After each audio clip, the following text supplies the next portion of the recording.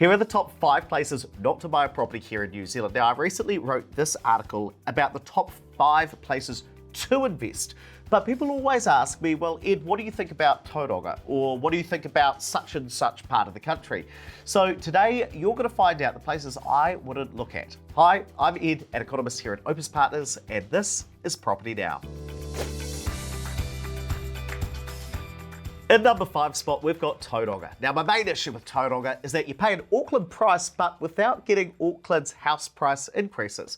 You see, on average, you can buy a property in Tauranga for $900,000. That compares to an average in Auckland of around $1 million, though there are a lot of properties underneath that $1 million mark as well. But Auckland house prices tend to go up in value faster than Tauranga. In fact, Auckland beats Tauranga about 2/3 of the time when it comes to that long-term house price appreciation. So here's my thinking. If you're going to spend Auckland money, you might as well get the benefits of investing in Auckland. Now, I want to be really clear. I am not saying that if you own an investment property in Tauranga, that it's a bad investment. After all, if you bought a property in Tauranga 10 years ago, you would have made a lot of money. But here's what I am saying. If I was buying a property in New Zealand today as a rental property, would Tauranga be the first place I look? No, it would not.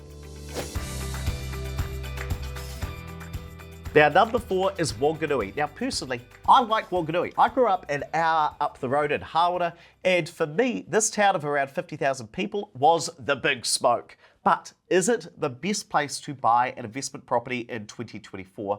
No.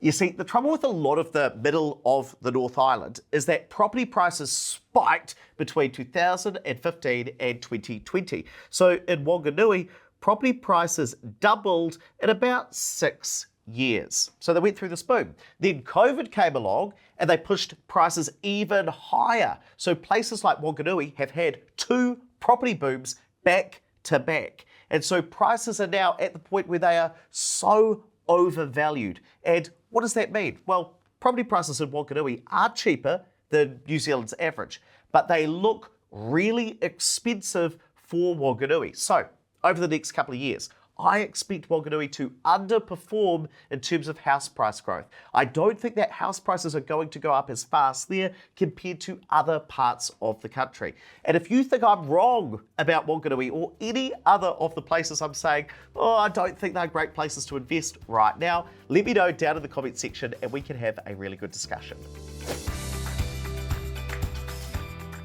I recently had an investor I was working with here at Opes Partners, and they were thinking about buying an investment property. Then they went off on holiday and they bought an investment property in Wanaka down in the Queenstown Lakes district. They ended up spending almost $1.5 million on that property. Now, what's the issue with that? Well, if you buy one single expensive investment property, yeah, it might go up in value and it might even have an okay-ish yield. But if you then go out and max out the amount of money that the bank will lend you on a single property, it stops you from growing a portfolio around the rest of the country.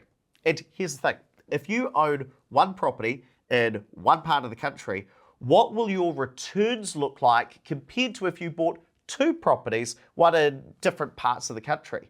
Well, if you just bet on Wanaka, you are wholly dependent on that one small town. All your eggs are in that one basket.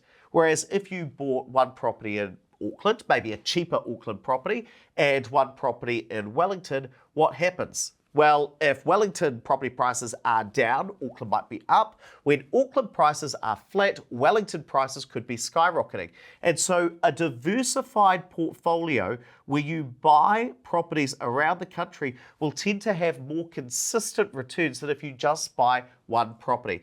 And so the reason I'm kind of anti-Wanaka right now is property prices are really expensive, not as many cheaper properties there.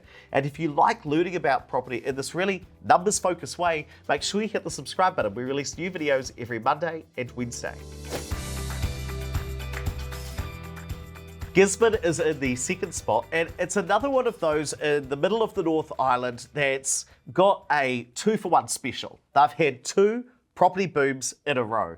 And again, the average house price in Gisborne basically tripled between 2015 going up to kind of early 2022. They went from an average of about 220,000 all the way up to, in some cases, 715,000. Like a $500,000 increase in only a couple of years. And I'm telling you, that is not sustainable. Now, if I take you back to 2015, was Gisborne a good place to invest? And the answer is absolutely. It was like 25% undervalued. And if I was creating YouTube videos back then, I'd be like, guys, we've all got to go and invest in Gisborne because it looks heavily undervalued. And if you'd done that at the time, you would have made a lot of money.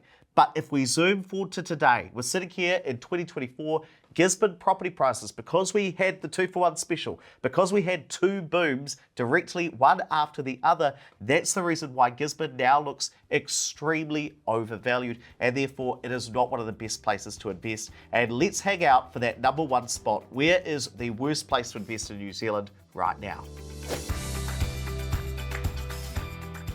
And I'm going to give the top spot, the worst place to buy property in New Zealand, to Twizel in the Mackenzie district. Now, let me be clear, beautiful part of the country. Great place to own a home to live in. Great place to own a holiday home. But if we're thinking about investment, we've just got to look at the numbers. And Mackenzie district, where Twizel is the most overvalued part of the country right now, about 40% overvalued. And so if we are being hard-headed looking at the numbers, Twizel, the Mackenzie district, would not be my top place right now. And if you want to find out where I think are the best places to invest in New Zealand, check out this article on my website, opespartners.co.nz. We help regular Kiwis grow their wealth through new build investment properties.